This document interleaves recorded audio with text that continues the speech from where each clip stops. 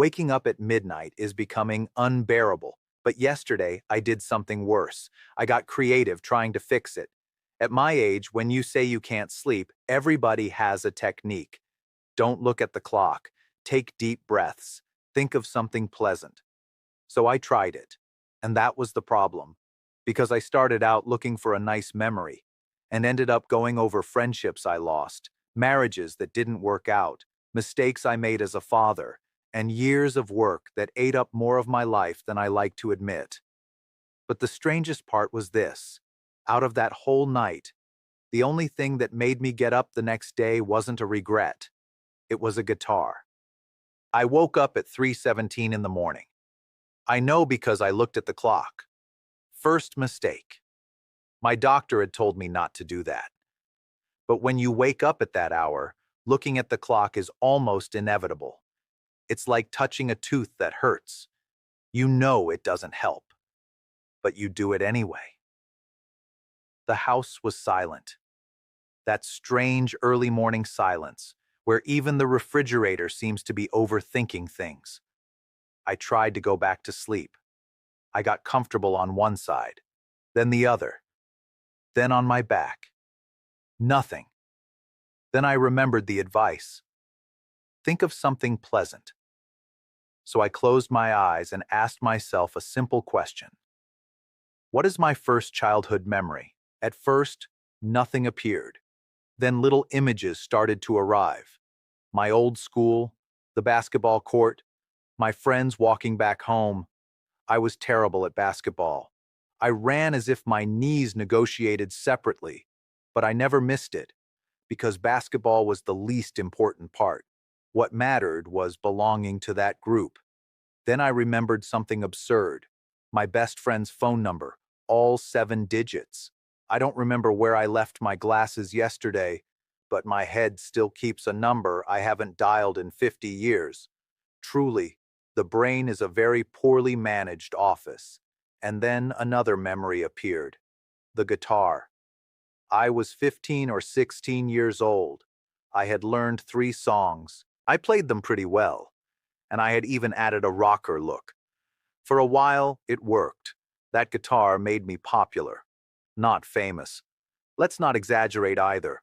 It was only 3 songs, but it was enough for some girls who used to walk past me as if I were part of the furniture to suddenly ask me to play something. I smiled in the dark. That memory was pleasant, and that's when my mind changed the game, because suddenly a different question appeared. If I could live my life over again, what decision would I not make again? I opened my eyes. That was no longer relaxation. That was an audit. First, I thought about changing schools. I loved my school. I loved my friends. For years, I imagined what would have happened if I had stayed. But I dismissed it. That hadn't been my decision. Children don't decide those things. Adults inform them. Children pack up their notebooks and act like they're fine. Then my first marriage appeared. I was young, she was beautiful, and her life was a minefield. Family problems, money problems, emotional problems, problems that had other problems hidden inside them. But young men have a terrible factory defect. We think we're superheroes. I thought I could help her, which, in the language of a young man in love, means I'm going to ignore all the obvious warning signs and then be surprised when the house explodes. We got married, and for years I tried to hold up a world that wasn't mine. But elastic wears out. You can spend years carrying other people's problems until you discover you no longer have the strength to carry your own. We divorced, and yes, it hurt, because a divorce doesn't end when someone signs a piece of paper. It stays for a while in the house, in your friends, in the mornings. I promised myself I would learn. And this is where human beings show a touching confidence in their own stupidity. Not long after, I met another woman. Physically, she was almost identical to my ex-wife. My brain, which apparently had not attended any of the previous meetings, said, "This time it'll be different." And I obeyed. I married the same problem twice, only with a different hairstyle. The second one had a personality 3 times stronger. If the first was a storm, the second came with a weather alert and a recommendation not to leave the house. That ended too. And yes, I regret some things, but those decisions gave me my children. And that's where life becomes hard to judge, because life doesn't separate mistakes and gifts into different boxes. Sometimes it wraps them together and hands them to you without instructions. Thinking about my children opened another file. Was I a good father? At a certain age, every father becomes a historian of his own mistakes. I tried to do it right. But trying doesn't mean always getting it right. With my first son, I was an FBI agent. If he coughed, I was already calling the pediatrician. I had pictures of everything: sleeping, eating, looking at a wall. His album looked like a model's portfolio, who still couldn't walk. But when the youngest arrived, my standards had changed. If he found bread on the floor and put it in his mouth, I thought, well, that strengthens the immune system. There are 3 photos of the youngest. One is blurry. In another, he's facing away. And in the third, we're still debating whether it was him or a cousin. And then there was my daughter. When my son went out at night, I would say, "Take the keys and don't wreck the car." When my daughter went out, I became a national security system. If cell phones with tracking had existed back then, I would have bought her one without thinking twice. But when she asked for something, it was incredibly hard for me to tell her no. She knew it. Children always know. They know when you were stricter with one, when you protected another more, when you were tired, when you were afraid. Do I regret some things as a husband and father? Yes. A little. Maybe more than a little. But I also thought something uncomfortable. Who can know if the other decision would have been better? Maybe yes, maybe no. Maybe it would only have been another road to end up tripping over something similar.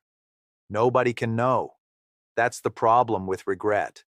It presents itself as a truth, but many times it's an assumption with a serious voice. I looked at the clock again. 4:30. Sorry, doctor. If you wake up in the middle of the night, you're going to look at the clock. That's how civilization works. Then work appeared. For years, I was obsessed with being successful, making more money, saving more, building a comfortable retirement so that someday I could finally rest. It sounded responsible, and maybe it was. But while I was manufacturing that future, I was abandoning small pieces of the present. I stopped reading. I stopped exercising. I stopped calling friends. I stopped playing guitar. Those basketball afternoons with my friends and that guitar that had made me happy. Not rich, not important, happy. And for some reason, I wasn't able to keep it. I traded things that made me happy at 20 for the promise of being happy at 65. A terrible deal. But working so hard in pursuit of success wasn't all bad either. It taught me discipline. It taught me to take criticism, to give orders, to receive them, to get back up after failing without giving a speech about my suffering. So, was it a bad decision to work so many hours and leave so many things aside? Again, who knows? Maybe another road would have been better, maybe worse. Maybe it would only have brought problems, with a different hairstyle. At 6:30, light started coming through the window. I hadn't slept at all. My relaxation technique had ended up being a complete review of my existence. But something became clear. Maybe nobody reaches old age believing they made all the right decisions. We all have names, roads, words, and silences that visit us from time to time. But nobody can compare their life with the other version. Nobody receives a report that says, "Relax. The other alternative was the wrong one." We'll never know. Maybe it would have been a different road to arrive at a similar result. So I got up, I made coffee, I had breakfast, I showered, and then I waited. Because that's another strange thing about retirement. Sometimes you finish everything you had to do, and it's still morning. At 10, I went downtown. I ended up in front of a music store. I went in and asked the salesman to take down an acoustic guitar for me. I held it carefully. My fingers were clumsy. I played two chords. They sounded terrible. The salesman looked at me with that kind expression salesmen use when they watch you mistreat a musical instrument. I bought it anyway, because in the middle of a night full of difficult memories, that had been one of the few memories that made me smile. And of all the decisions I reviewed that night, stopping playing guitar was the only one I could still change. And at my age, that seemed like reason enough. And now, I want to ask you something. If tomorrow you were given another life, but with no memory of this one, without the wounds, without the lessons, without knowing how everything ended, who could guarantee that you wouldn't choose the same things again? I've thought about that. And maybe I would marry the wrong person again. Maybe I would work too much again. Maybe I would be unfair without realizing it. Because we don't make decisions with the wisdom we have afterward. We decide with the fear, with the love, with the age, and with the information we have in that moment. So tell me something.